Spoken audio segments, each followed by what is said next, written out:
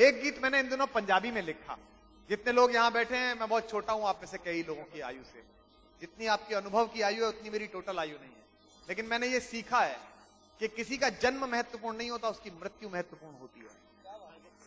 1907 में नवा शहर से 40 किलोमीटर दूर खटकड़ कलां गांव में सरदार किशन सिंह और माता विद्या देवी के घर में जब एक बच्चा पैदा हुआ तो हिंदुस्तान में लाखों बच्चे पैदा हुए। कोई नहीं जाना कि कौन बच्चा पैदा हुआ। थोड़ी बहुत थाली बजी, थोड़े से बताशे बटे। लेकिन 23 साल की उम्र में जब वो बबर शेर फांसी के फंदे पर झूला शहीद आजम भगत सिंह बनकर, तो हिंदुस्तान की माओ ने ख्वाब देखा कि उनकी कोख से भगत सिंह जैसा बेटा पैदा हो।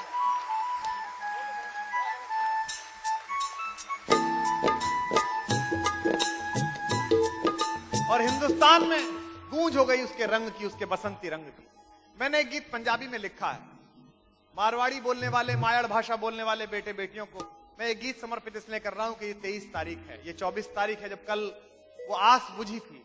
तब मैं एक कविता आपको सुना रहा हूं और मैं उम्मीद करता हूं कि आपने पिछले 1.5 घंटे जो आनंद लिया मेरे जुमलों पर, मेरी कविताओं पर, मोहब्बत पर, इश्क पर, वतन की इश्क पर भी आप उतना ही आनंद लेंगे। मैं जानता हूं आप भामाशाह के बेटे हैं। जब भी किसी महाराणा प्रताप को अपनी सेनाओं के लिए कोष की आवश्यकता पड़ती है, आप सबने अपना व्यापार भंग करके उसे सारा कोष लुटा दिया है।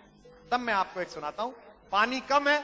हमारे हिंदी के बड़े कवि ने कहा, जब लोग मजाक करते हैं कि राजस्थान में पानी नहीं है, और ये बुद्धि आपके पास है।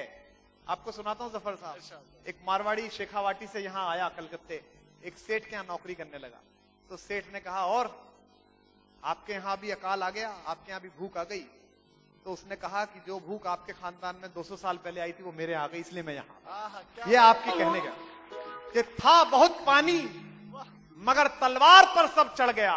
जो असली राजस्थानी है वो अपनी तालियों से बताएंगे, था बहुत पानी मगर तलवार पर सब चढ़ गया, इसीलिए राजस्थान रेगिस्तान बनकर रह गया। पानी तो बहुत था। तब मैं आपको एक कविता सुना रहा हूं भगत सिंह पर। बस आप जरा जाग के सुन लेना। ये कविता नहीं है, मेरी उपासना जैसा है। मुझे इसे रोज गाकर मेरा मन सा बढ़ जाता है। मुझे लगता है एक दिन जिंदगी और बढ़ गई। मैं सुना रहा हूं, सुनेगा। निवेदन करता हूं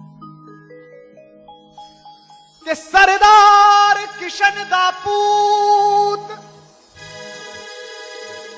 राजमाता विद्या दा जाया, धन्य भाग खटकड़ कलां तो जग में प्रकाश को आया। कि झेलम दियां लहरां बोल उठी, झेलम दियां लहरां बोल उठी, झेलम दियां लहरां बोल उठी, झेलम दियां लहरां बोल उठी, गजलां दियां बहरां बोल उठी, गजलां दियां बहरां बोल उठी। पिंडां विच उठी पुकारा जद खुद शहरां शहरां बोल उठी। पिंडा विच उठी पुकारा जद जद शहरा शहरा बोल उठी। समझने की कोशिश करेंगे तो अच्छा होगा, थोड़ा सा कष्ट होगा। उनकी तो जिंदगी चली गई थी, आपको तो सिर्फ समझने का कष्ट हो रहा है, और आपकी तालियों को थोड़ा कष्ट हो रहा है, हाथ को कष्ट हो रहा है। तो इतना तो करिएगा, झेलम दियां लहरां बोल उठी, झेलम दियां लहरां बोल, गजलां दियां बहरां बोल उठी, गजलां दियां बहरां बोल उठी। पिंडा विच उठी पुकारा जद खुद शहरा शहरा बोल उठी। पिंडा विच उठी पुकारा जद खुद शहरा शहरा बोल दी। सोए मुल्क विच बलिदाना दा, सोए मुल्क विच बलिदाना दा, सोए मुल्क विच बलिदाना दा, शुरू किया जगराता। होए वीर भगत सिंह वे तेरे नाल जुड़ गया नाता।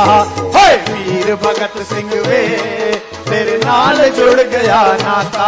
होए वीर भगत सिंह वे तेरे नाल जुड़ गया नाता। होए वड्डे वीर साडे, होए वड्डे वीर साडे, होए वड्डे वीर साडे, साडी एक है भारत माता। होए वीर भगत सिंह वे तेरे नाल जुड़ गया नाता। होए वीर भगत सिंह वे तेरे नाल जुड़ गया नाता। होए वड्डे वीर साडे, साडी एक है भारत माता। होए वड्डे वीर साडे, साडी एक है भारत माता। लाइन सुनिएगा। आजादो परवाना बोला, आजादो परवाना बोला। कौन आजाद?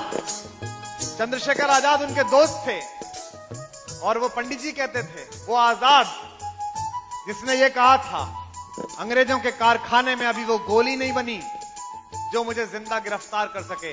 मैं आजाद पैदा हुआ था और आजाद ही दुनिया से जाऊंगा। तब कह रहा हूं आजादो परवाना बोला, आजादो परवाना बोला। झांसी दी दीवानी बोली, झांसी दी दीवानी बोली। जितनी महिलाएं बैठी हैं, भाभियां बैठी हैं, सोच के देखिए 23 साल की नई बहू, एक दत्तक पुत्र गोद लिया हुआ बेटा, कितने महीने का? 7 महीने का, और उसे पीठ पर बांधा, घोड़े की लगाम दांतों से संभाली और दोनों हाथों से तलवार उठाकर कहा उस शेरनी ने कि जब तक मेरी नसों में लहू की एक बूंद है अंग्रेजों की औकात नहीं है कि झांसी को छू सके। उसके लिए पढ़ रहा हूं आजादो परवाना बोला, आजादो परवाना बोला। झांसी दी दीवानी बोली, झांसी दी दीवानी बोली। जद शाह जफर दी सांस आखिरी हर आनी जानी बोली, जद शाह जफर दी सांस आखिरी हरियाणी जानी बोली। इस नई जनरेशन को बताइए कि हमारे आइडियल ये टेलीविजन पर अभिनय करते हुए लोग नहीं हैं। वो लोग नहीं है जो 77 साल की उम्र तक झंडू का च्यवनप्राश और नवरत्न का तेल बेच रहे हैं। वो नहीं है इस देश के आदर्श। 87 साल का बूढ़ा शेर बहादुर शाह जफर, आजादी की पहली लड़ाई का सेनापति। जहां मैं रहता हूं गाजियाबाद में हिंडन नदी गुजरती है, वहां जब गिरफ्तार करके ले जाया जा रहा था, दोनों बेटों की गर्दन कलम करके थाल में रख दी थी अंग्रेजों ने। एक अंग्रेज था फिलिप्स, 19 साल का, उसकी सेवा में था, सार्जेंट था, भारत में पैदा हुआ था, उर्दू जानता था, शायरी करता था। उसे भी पता था बहादुर शाह जफर शायर है। जहां मैं खड़ा हूं इसी कलकत्ते से थोड़ी दूर रंगून में दफन है आज भी वो, और उसका शेर है कि कितना है बदनसीब जफर दफन के लिए, 2 गज जमीन भी न मिली कुएं यार। मुझे अपने घर में 2 गज जमीन भी नहीं मिली। फिलिप्स ने कहा बादशाह सलामत एक शेर सुनाऊं, आप तो बड़ी शेरो शायरी करते हैं। हारे हुए बादशाह ने कहा सुनाओ बेटा। तो फिलिप ने शेर सुनाया कि दमदमे में दम नहीं। दमदमा वो जगह है जहां लाल किले में हमारी तलवारें तोपें रखी जाती थी। दमदमे में दम नहीं, अब खैर मांगो जान की, ए जफर ठंडी हुई शमशीर हिंदुस्तान की। तुम हिंदुस्तानी हार गए, अब कभी जिंदा नहीं रह पाओगे हमारे सामने, अंग्रेजों के सामने जीत नहीं पाओगे। तो 87 साल के बूढ़े शेर ने 5 मिनट बाद कहा मियां फिलिप हमने भी एक शेर कह दिया है, सुनाए। और उस शेर में हिंदुस्तान की 200 साल की तारीख बोलती है। कलकत्ता अपनी तालियों से बताएगा और जफर साहब को रंगून तक उनकी कब्र के पास फातिहा पढ़ के आएगा, नमस्कार करके आएगा। तब पढ़ रहा हूं, उसने कहा दमदमे में दम नहीं, अब खैर मांगो जान की, ए जफर ठंडी हुई शमशीर हिंदुस्तान की। तो बहादुर शाह जफर ने कहा गाजियों में बू रहेगी जब तलक ईमान की, तख्त लंदन तक चलेगी तेग हिंदुस्तान की। आजादो परवाना बोला, आजादो परवाना बोला। झांसी दी दीवानी बोली, झांसी दी दीवानी बोली। जद शाह जफर दी सास आखिरी हर आनी जानी बोली, जब शाह जफर दी सांस आखिरी हरियाणी जानी बोली। लंदन तक तख्त हिलाया फिर, लंदन तक तख्त हिलाया खिर, लंदन तक तख्त हिलाया फिर, लंदन तक तख्त हिलाया खिर। सुखदेव राजगुरु नाल जदों, सुखदेव राजगुरु नाल जदों, दिल्ली विच पाग बसंती पा गुरुआं की कुर्बानी बोल, दिल्ली विच पाग बसंती पा गुरुआं दी कुर्बानी बोली। मेरी कोख भी जाए भगत सिंह, मेरी कोख भी जाए भगत सिंह, मेरी कोख भी जाए भगत सिंह, मेरी कोख भी जाए भगत सिंह। दुआ करे हर माता, हाय वीर भगत सिंह वे तेरे नाल जुड़ गया नाता, ओए वीर हाथ उठाकर तेरे नाल जुड़ गया नाता, ओए वड्डे परा साडी एक है भारत माता, ओए वीर भगत सिंह वे साडी एक है भारत माता, ओए वीर भगत सिंह वे तेरे नाल जुड़ गया नाता, ओ वीर भगत सिंह वे तेरे नाल जुड़ गया नाता, ओ वीर भगत सिंह वे तेरे नाल जुड़ गया नाता, ओ वीर भगत सिंह वे तेरे नाल जुड़ गया नाता होए वीर भगत सिंह वे तेरे नाल जुड़ गया नाता होए वीर भगत सिंह वे तेरे नाल जुड़ गया नाता भगत सिंह वे तेरे नाल जुड़ गया नाता होए वीर भगत सिंह वे तेरे नाल जुड़ गया नाता जय हो भारत माता की।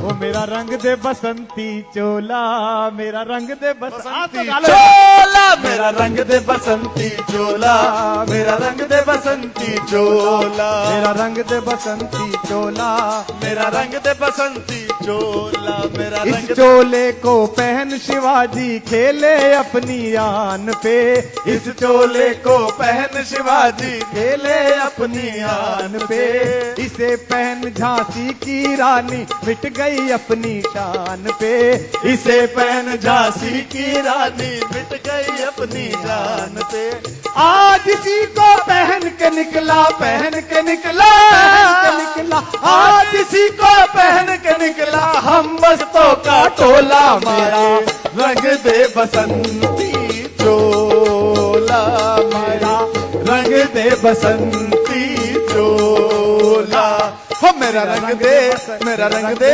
मेरा रंग दे बसंती चोला रंग दे बसंती चोला मेरा रंग दे बसंती भारत माता की भारत माता की चोला मेरा रंग दे बसंती चोला मेरा रंग दे बसंती चोला।